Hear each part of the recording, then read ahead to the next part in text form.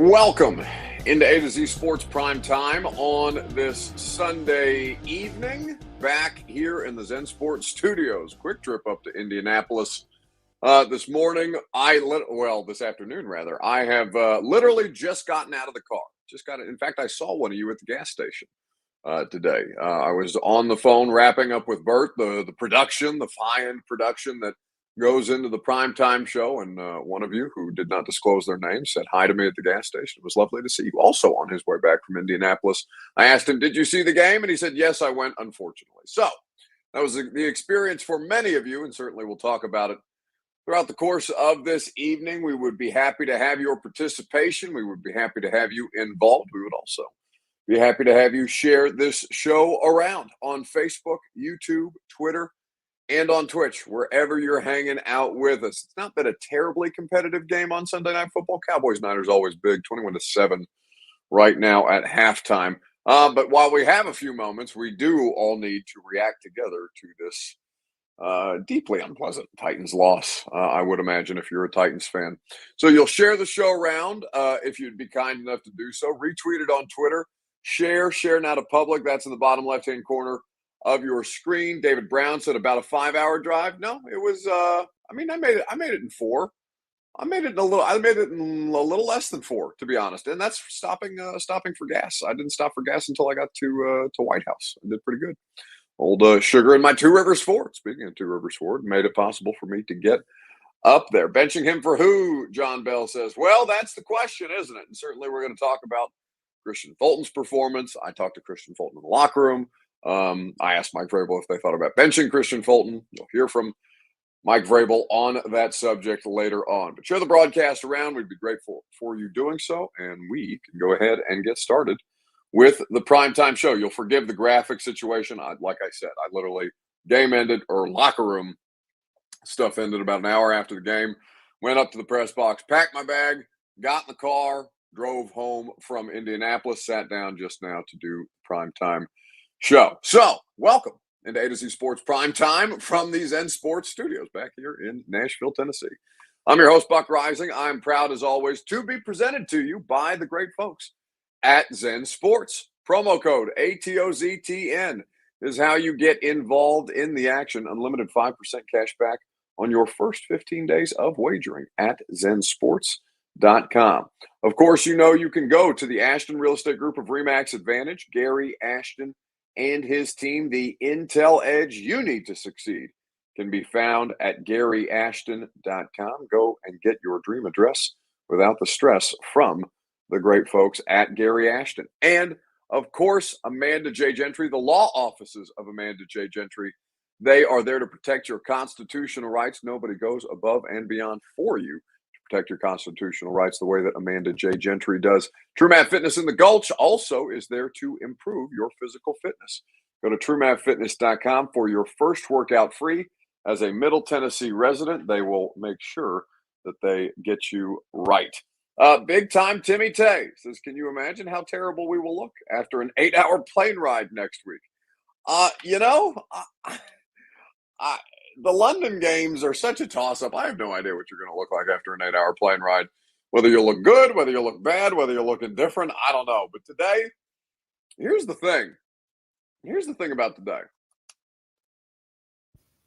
Your situation, your football team, I think, played a thoroughly competent game on offense. I thought that they managed situations. I thought they converted on third downs. I think the biggest failure of the offense today was the inability to convert in the red zone, which, by the way, is a big deal. There's a lot of things about your football team that are frustrating, understandably so. There are a lot of you guys who sometimes,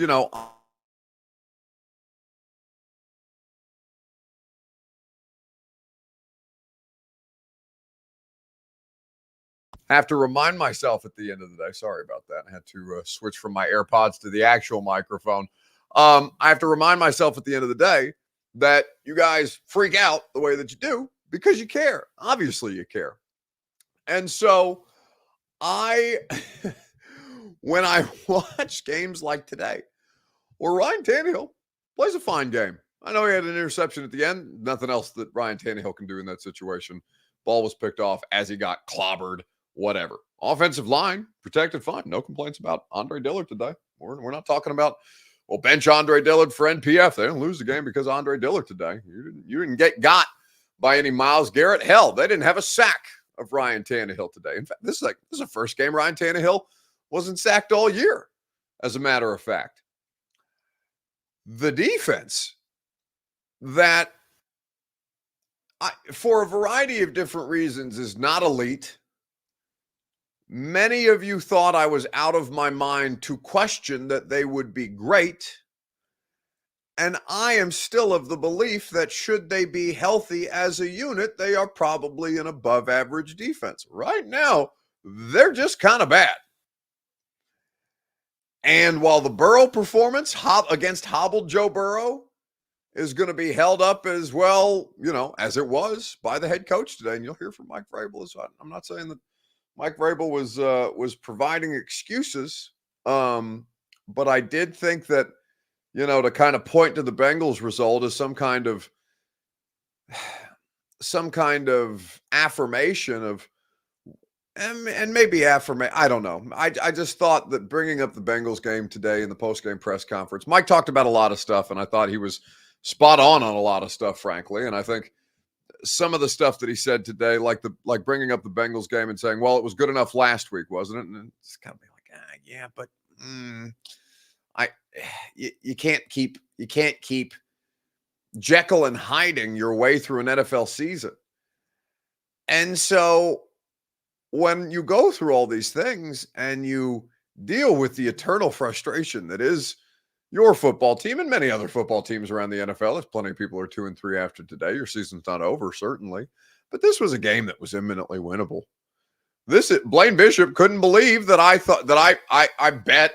Well, I didn't bet. I don't bet on games because that would be an ethical concern. But they had me give a best bet out on the pregame show with Blaine and Mickey Ryan, with Kayla Anderson and myself on the Lee Company Countdown to Kickoff. We do it every Sunday morning before the games. And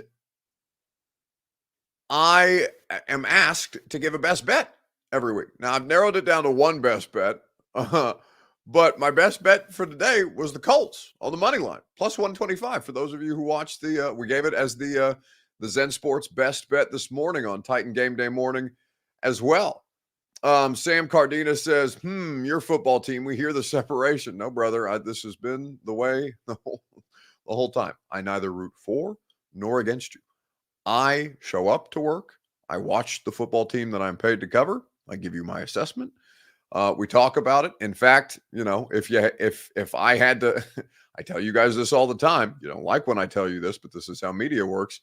It is better for the media industry when you win a game like the Bengals and then you turn around and lose a game that you absolutely should not, because you're going to be pissed. You're going to want to bitch about things. You're going to want to click. You're going to want to call in. You're going to want to talk about all these things. It's going to send you into a fiery rage, right? That's what sports talk is. So unfortunately for the media business, it seems kind of sicko stuff, but like losses benefit media from time to time, just because, that's why news coverage tends to be a bit doomsday, because that is the stuff that people will continue to click and watch for whatever reason. It's a weird thing about humanity. So in reality, it's not a situation. Well, listen, it makes no difference either way.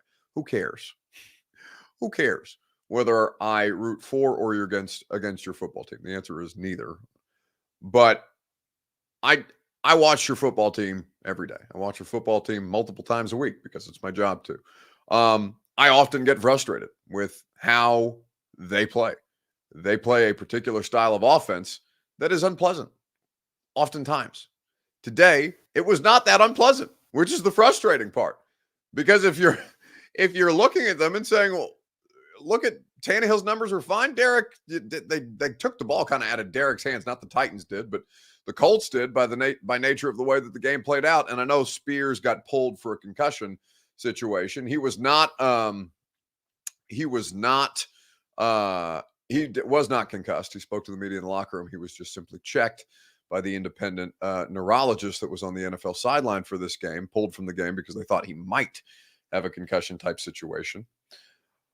But I think that when you look at everything, I haven't even gotten to the Two Rivers Ford take yet because this is just such a weird game. It is infuriating if you're a Titans fan, I'm sure, because it was so attainable. It was so attainable. This was a very winnable game. You didn't lose to Anthony Richardson and Jonathan Taylor. Today, you lost to Gardner Minshew and Zach Moss. Zach Moss, by the way, who ran hard, who played an excellent game. The Colts offensive line played an excellent game, protected Gardner Minshew well. Titans couldn't get any pressure. There's a lot here to break down, so we will do so together. We will start with your Two Rivers Ford take, Facebook, YouTube, Twitter, and on Twitch in the comment section. What was the most disappointing part of the Titans' loss today? We will get into it. You are not watching the Titan Game Day Morning Show. This is A to Z Sports Prime Time. But because I have just gotten out of the car from Indianapolis and did not have the time to put together a graphic, I apologize. That is a production error on me. But either way, we are always happy to be brought to you by Two Rivers Ford. They present your Two Rivers Ford take, and they are there to hook you up when it comes to the best car buying experience, when it comes to the best quality American-made Ford vehicles, when it comes to the best in customer service. Trust Two Rivers Ford in Mount Juliet or online at tworiversford.com. So, what's the most frustrating part of the Titans' loss today? Alex Mans says it correctly, or at least what I would. The initial feeling that I had, you got the DeAndre Hopkins breakout performance. You got peak D-Hop today. You got uncoverable D-Hop today. And it was squandered. It was squandered. That, honestly, has to be one of the most irritating, because I saw somebody bring up, and you guys, and like, I'm not into squabbling with people on Twitter, but like, the account is called Tic Tac Titans, and it said something about A.J. Brown, the A.J. Brown trade being the death of this era of Titans football. And yes, it certainly has a role to play. But A.J. Brown doesn't play corner. A.J. Brown can't rush the passer.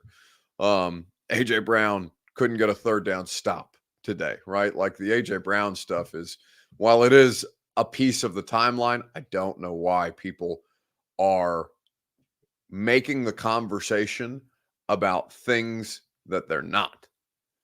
Nate's Burner says that's Locked On Titans. Okay, whatever it is. Seeing that on Twitter today is like, what are we actually talking about here? Like, what does A.J. Brown have anything at all to do with the particular situations that caused your defense to suck ass today? I think the thing that makes me crazy, not to bring this back to me, but I think the thing that makes me crazy is trying to shift the conversation that is, we are seeking to have a constructive conversation, are we not? You have shown up here probably to complain about your football team losing today. I am also here to complain about the way that your football team lost today, to criticize the way that your football team lost today, to talk about the opportunity that your football team had. I think that there are problems that can be solved. I think the purpose of this discussion should be to find a solution. What the hell does bringing up A.J. Brown have anything to do with the 2023 Tennessee Titans? Stuff like that. So when we talk about the most disappointing situation for the Titans today, for sure, it is that Kristian Fulton continues to be an outright liability. Now, here's the thing. He is struggling in a variety of different ways. I don't want to say that he seemed combative in the locker room today. I don't think he's ever seemed combative. I shouldn't even have used the word, but I thought he was just a bit casual about the issues that he's having. Now, to wallow in his own issues is probably not going to help him either. So you'll hear from Kristian Fulton here in just a second. But I think that the Kristian Fulton situation is so bizarre. Like, I get a hamstring would hinder his ability to do his job. I don't know how much it's hindering his ability to do his job. I'm sorry. If you're out there, you have to be able to do your job to a certain extent. And right now he is not doing his job. Whether it's penalties or getting shaken in coverage, whether it's, I don't want to call them coverage busts because Mike Vrabel would correct me, but just we played the clip of Mike Vrabel saying, "Do your job." And today, you'll hear this full exchange. Mike Vrabel directly after the game, not 4 hours ago, in the bowels of Lucas Oil Stadium. First, we started asking Mike about the loss, and then I asked him a question about Kristian Fulton. Well, I think that it wasn't. There's certainly that's a part of it, our ability to score touchdowns down there. But it's much more than that. We have to play better on defense, and we have to, be able to run the football and do the things that we've done around here that we know is going to help us win. Red zone offense is something that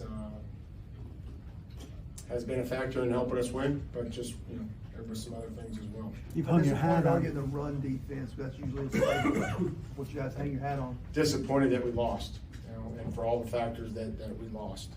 But that's my number. Just disappointed that we lost, and we'll have to come back next week and get some of those things fixed. It's nothing, short yardage run that got out of there, and we had some other opportunities to get off the field on third down.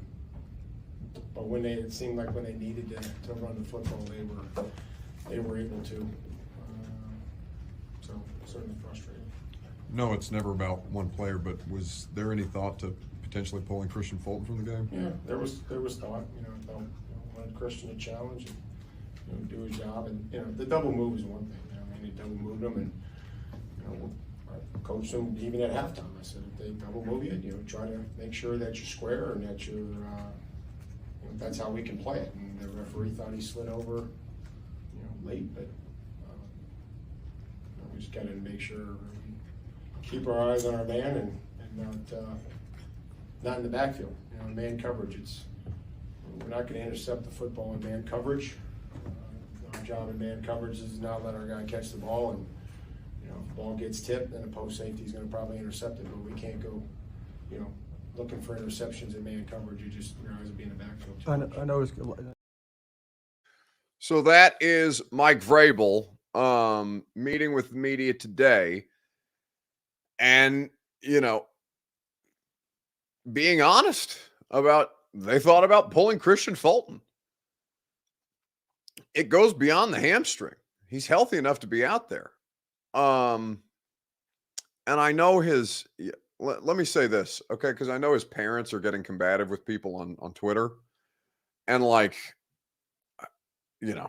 don't think there's anything that's productive at that situation. Well, let's talk about, and you'll hear from Kristian Fulton. It's less about the social media. We'll stick with the football, and then we can talk about the social media stuff here in just a second. Right after I remind you that the Primetime Show is presented by the law offices of Amanda J. Gentry. Go to AmandaJGentry.com, your place for the best constitutional law team out there. Wherever justice demands is what they offer you, practicing law in Tennessee family and criminal courts in 35 counties across this great state. Amanda J. and her team are there to serve you, are there to fight for you when you feel like you have something to fight for, when you feel like your constitutional rights have been violated. Go to AmandaJGentry.com. So today we have fake graphics as big time activity. Yeah, I just have to reuse Thursdays just so we can make sure that we are paying proper homage to the people who make this show possible, certainly. And we are grateful for them to that and for their understanding of my travel situation today. So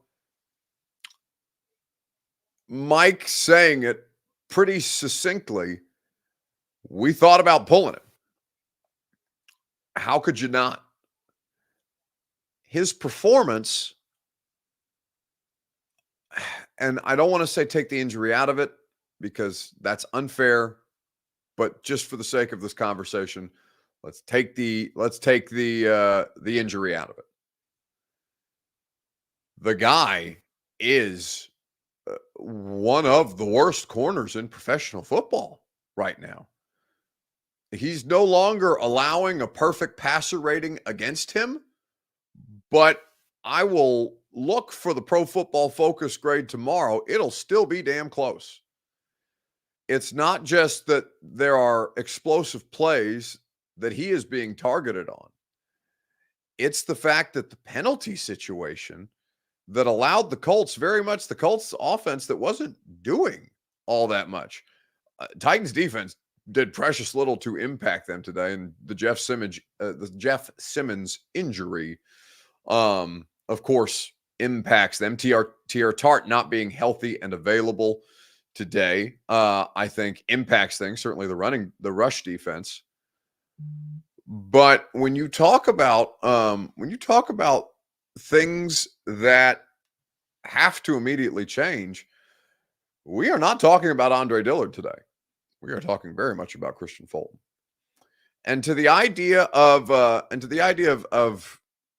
his parents going back and forth with people on social media. Full disclosure, I've met his parents. I know his brother very well. They operate a sneaker shop called The Trenches, just literally up the street from my house in my neighborhood. They are very, very kind and welcoming people, and they seem to be defending their son on social media, understandably so. I do not think that is time well spent. I will be honest. But that is their right, as it is any parent's right to defend their child, however it is that they see fit. But I do think that why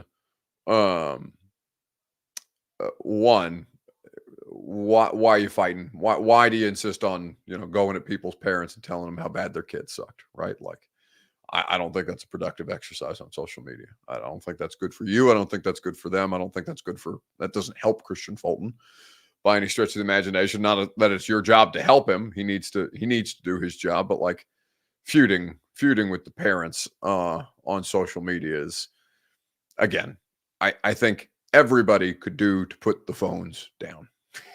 You know what I'm saying? Like, I don't think that's productive. I don't think that's going to solve anything. And I don't think it makes you guys feel better to, but whatever. That's neither here nor there. Point being, he's a problem. He has been a problem all year. They thought about pulling him today. Now, pulling him for whom? I mean, maybe you put McCreary on the outside, you put Mold in the slot.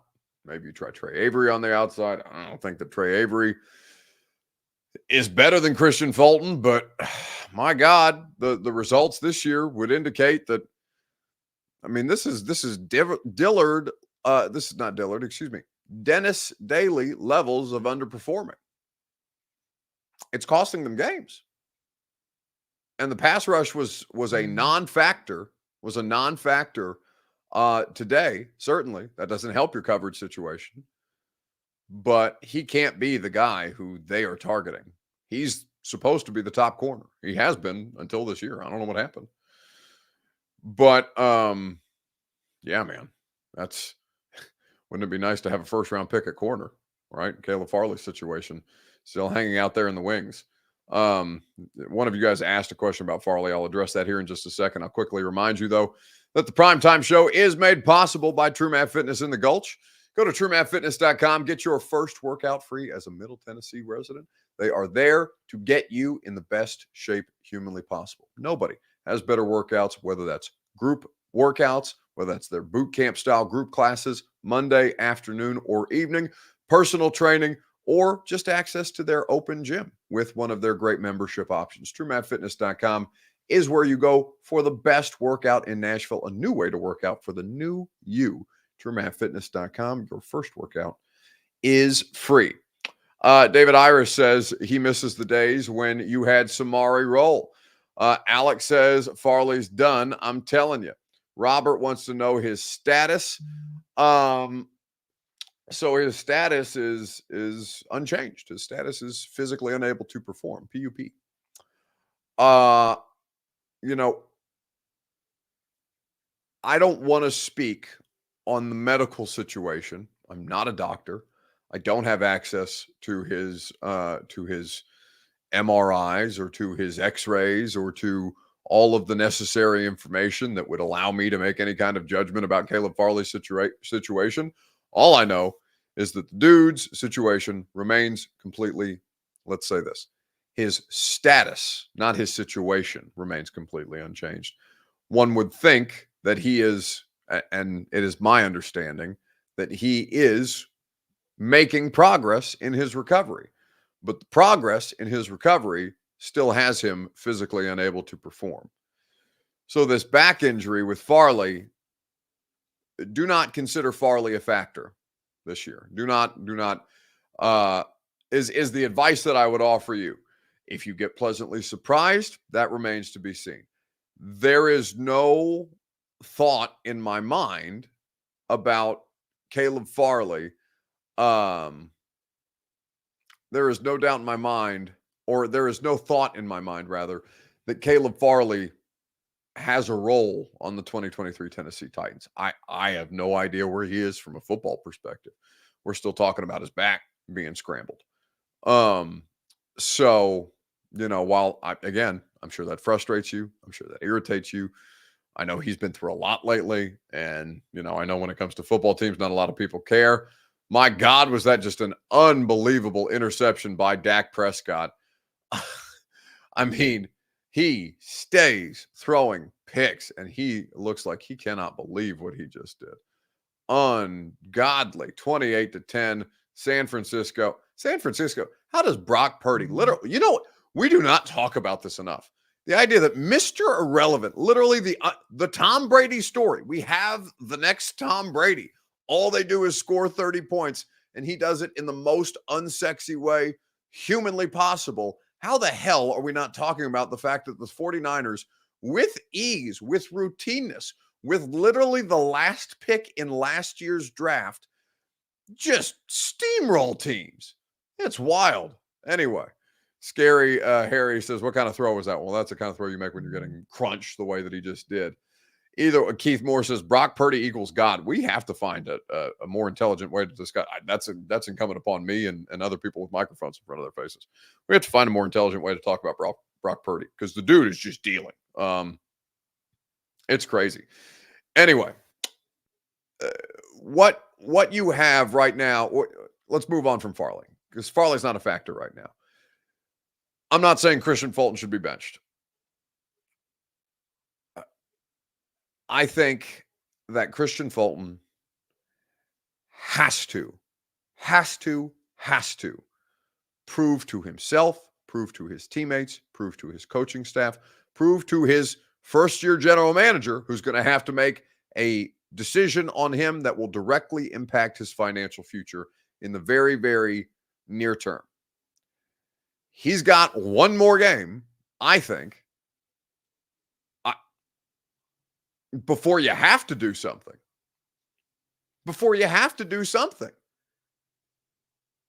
If the only game that you can hold up for me as Kristian Fulton's good performance is the Cincinnati Bengals with a hobbled Joe Burrow and a pass rush that had him on his back the whole time, I'm sorry, it's not good enough. They need the pass rush to be better. The defense, objectively, was bad. The linebackers were bad. Harold Landry continues to be MIA. Arden Key, beyond the Saints game, MIA. Jeff Simmons, after he got hurt, MIA. Danico Autry with no help, inconsequential. Some of you asked about Travis Gibson. You know what Travis Gibson did today? He played. You know what he did? Jack shit. They didn't get anything from their defense. Anything of consequence. Weaver, nothing. The guys without Tart in the lineup, nothing. It was a full-fledged failure on the defensive side of the football. Explosive plays, 50-plus yard touchdowns in the running game? No, that's unacceptable. That is not who this defense is. And by the way, we have talked about the defense a great deal today. The defense was a problem today. This red zone offense problem is real. They can't do anything. 1 of 4 today. Horrendous. And I'm not saying that Todd Downing was the key to your red zone success, but Todd Downing very much had his fingerprints on the red zone offense. That's why he got promoted to the offensive coordinator. I'm not saying that Todd Downing being gone has cost you your red zone offense. And I'm not saying that Tim Kelly can't figure it out. But these are the kind of things that you don't think about when personnel changes get made, how many different things that each individual coach is responsible for, and how stuff can start to fray when those things go away. There's a lot of different stuff here to pick at. And the reality of the situation is you're probably a league average team. I don't think they're good. I don't think they're bad. I just think they kind of exist. I just think they kind of exist. And they'll win games at home and they'll lose games on the road.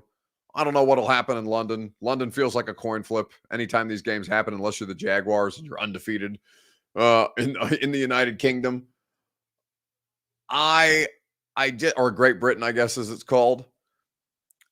I just think that when you look, can you remove Keith Moore, please? Yes, we've been looking at Keith Moore for entirely too long, respectfully, Keith. I just think that when you look at all the different ways, like Jim Schwartz leaving, what impact has that had on the defense? We may never know, right? Because all of a sudden, the defense looks like the 2020 defense again, where 3rd and 12 is your worst nightmare. You're better in 3rd and 2 than you are at 3rd and 12. It's wild. 1 sack today by the defense. No turnovers. Jeff Simmons got hurt. I get it. Jeff went back out there. They never even gave us an injury designation on Jeff. So I don't know if that wasn't disclosed or if he just got a stinger. I don't know what happened to Jeff. But all I knew is that he was not a factor. They lost, again, to Gardner Minshew and Zach Moss. They did not lose to the $14 million a year Jonathan Taylor. They did not lose to the 4th overall pick in this year's NFL draft, Anthony Richardson. They lost to a dude with a mustache and a little bit of flow and a little bit of game, and Zach Moss, who played out of his mind today behind a good offensive line. That's the thing that probably frustrates you. Well, that and your offense played well enough probably to win a football game.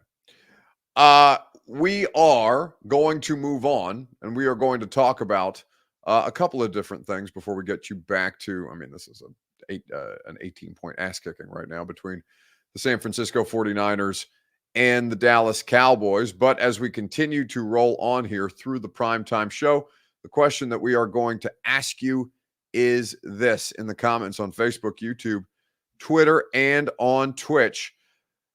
What is the Titans' biggest issue right now, as you see it? If you had to point in a singular direction, what is the Titans' biggest issue at this particular moment in time? We will discuss at length together. I'll remind you that the primetime show is presented by the great folks at Zen Sports. Download the Zen Sports app right there and plug in the promo code ATOZTN. They will get you in on all the action. Zen Sports is your place to wager this football season, whether that's college, pro, baseball, hockey, basketball, getting ready to start back up.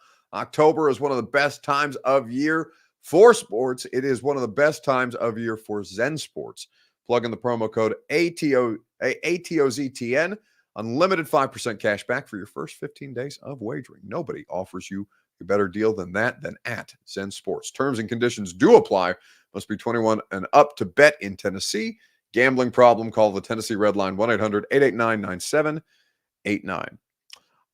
Let's see.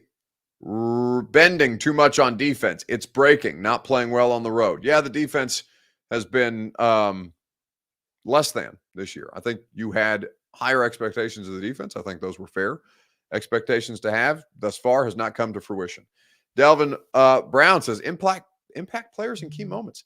That's the thing. I know Derrick Henry missed a touchdown throw today. And Derrick can only do so much. I'm not saying he's got it. The touchdown is probably the difference in them winning and losing. So maybe you can't let Derrick off the hook for that, even though God knows that Derrick Henry can't do anything more it feels like on a regular basis. DeAndre Hopkins did his job today, and I know DeAndre Hopkins almost caught a touchdown pass from Derrick Henry, which you all would have lost your minds about. Bradford S. says the biggest issue remains the offensive line. They didn't run block well.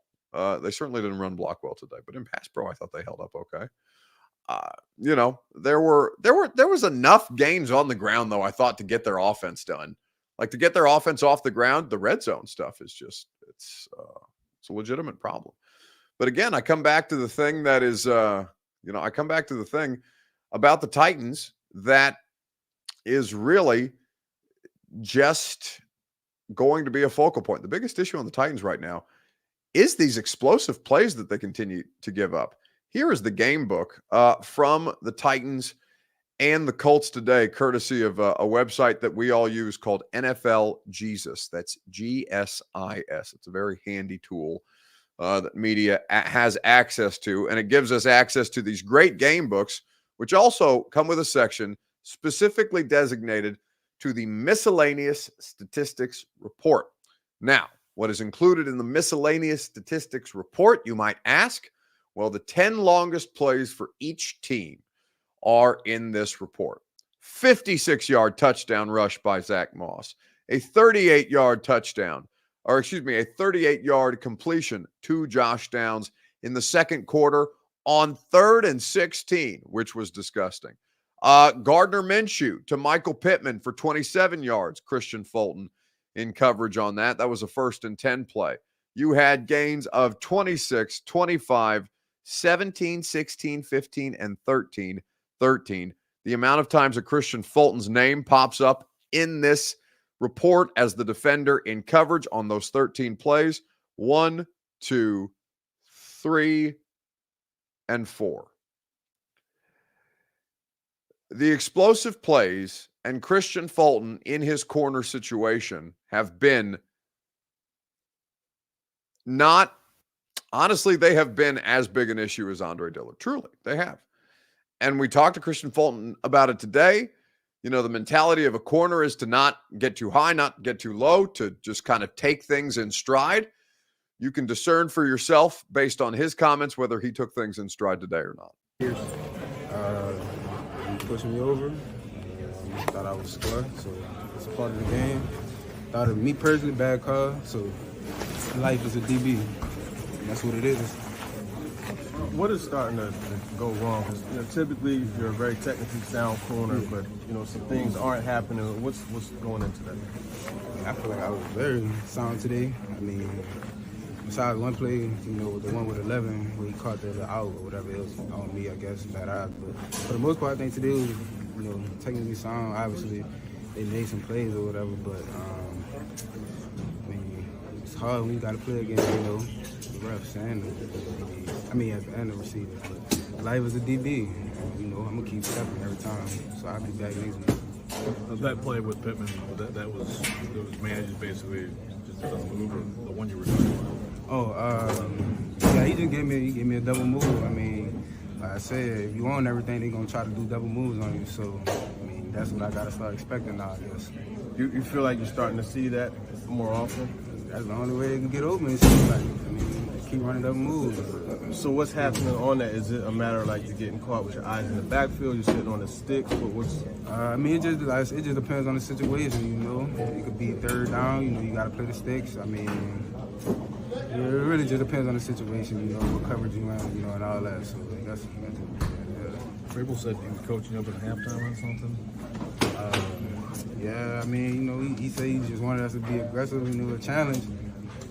Like I said, it's a thin line between playing aggressive and, like you said, when they're doing double moves too. So, I don't know what I could do. Like I said, I could be better with my eyes, I guess. What's frustration like? I could be better with my eyes, I guess. Man. It's just it's a tough look. Like, he may end up being right about the officiating, but nobody wants to hear it, right? Nobody wants to hear it. Nobody wants to hear about you playing against the refs and the receivers. I mean, and he knows that. I have to think he knows it. it's just when he came away saying that he played a technically sound game after the comments from his head coach, like I'm gonna play them again. I know we've been on here long. It's almost 10. Actually, we've got to wrap this up because Bert has to wake up at God knows what time and do morning radio, and he's been very, very patient. I've completely forgot about him back here because we're doing a longer show, and I know that's after a win like this, it tends to be ridiculous. But we'll have 3 hours of radio to talk about it tomorrow, certainly, and I do want you to hear from Mike Vrabel with those comments. I will tell you, though, that the Primetime Show quickly is presented by the Ashton Real Estate Group of RE/MAX Advantage. Go to GaryAshton.com, get your dream address without the stress. The intel edge you need to succeed is at GaryAshton.com. Eric Alonso says Bert is probably super lit right now. I have no idea what Bert does during this time other than not do his job, but that's neither here nor there. He's been very patient with me tonight, and I appreciate that because he also came back from a road trip and is what it is. Tell him to suck it up, Bucks, says Blake Barnes. All right, they're going to bench Bert next after they bench Kristian Fulton. Either way, I want you to think about those Kristian Fulton comments where he's saying that he played a technically sound game. Then I want you to hear the exchange with Mike Vrabel, and about a minute in, the question that I asked Mike about Kristian Fulton. Well, I think that it wasn't. There's certainly that's a part of it, ability to score touchdowns down there. But it's much more than that. We have to play better on defense, and we have to, be able to run the football and do the things that we've done around here that we know is going to help us win. So red zone offense is something that has been a factor in helping us win, but just there were some other things as well. You've hung your hat on getting the run defense. That's usually what you guys hang your hat on. Disappointed that we lost, and for all the factors that we lost. Like that's my number. Just disappointed that we lost, and we'll have to come back next week and get some of those things fixed. Like, it's nothing, short yardage run that got out of there, and we had some other opportunities to get off the field doing third down. But it seemed like when they needed to run the football, they were able to. So certainly frustrating. No, it's never about one player, but was there any thought to potentially pulling Kristian Fulton from the game? Yeah, there was thought. I thought wanted Kristian to challenge and do his job, and the double move is one thing. He double moved him, and I coached him even at halftime. I said, if they double move you, try to make sure that you're square and that you're. That's how we can play it. And the referee thought he slid over, late, but we just got to make sure we keep our eyes on our man and not in the backfield. Man coverage. We're not going to intercept the football in man coverage. Our job in man coverage is not let our guy catch the ball, and if the ball gets tipped, then the post safety is going to probably intercept it. But we can't go, looking for interceptions in man coverage. Your eyes will be in the backfield. I know. So his head coach doesn't seem to think that he played technically sound, and based on Kristian Fulton's comments, apparently he would dispute that. So Alex Mann says, "Stop hiring your buddies." So Chris Harris, the defensive backs coach, is actually not somebody that Mike Vrabel knows well. I mean, he may know Chris Harris from being around the league, and Chris Harris having been around the league for a period of time. But that was one of the external hires, like the defensive backs coach that a lot of people wanted out of Washington, that has defensive coordinator prospects in the waiting, that they had to, really make a compelling offer to get him to come here, to pick coming here over some other opportunities that he had.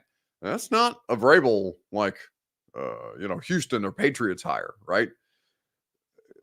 That I think is something that we don't talk about. The secondary has been objectively bad, and Chris Harris, I don't know how to assign the blame on that, but it is just such a weird thing to see the drop off in Kristian Fulton.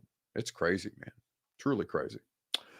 All right, we are going to wrap things up for Bert's sake. It's 10 o'clock, and I feel bad for him. And I appreciate that you guys have hung. The audience is solid tonight. We appreciate you guys hanging out. radio show from 10 to 1. We're going to do this for 3 hours. There's a lot of different stuff we didn't get to. There's a lot of other locker room audio that I have from just Simmons and other stuff that Mike Vrabel said about the idea of validating themselves after the Bengals win. We have a full 3 hours of talk radio to do tomorrow, kids. So we will do so at 10 a.m. now that we're back home in Nashville. Enjoy what remains of your weekend. Thank you for your patience tonight as I made my way back from Indianapolis. And certainly we will enjoy hanging out together tomorrow and try and see if we can't find some solutions, or if your football team can't find some solutions to what it is that ails them before I leave for London on Thursday morning. Thursday morning is when I'll leave for London, and we'll tell you more about the plans for the primetime show, the plans for the radio show, the broadcast that I'll be doing from London, because we'll do a radio show and some A to Z stuff from London. So we will keep you guys updated with that. London is in fact calling, and we will certainly have plenty of time to talk about the rest of this stuff later this week on the radio or on A to Z Sports Primetime. See you guys.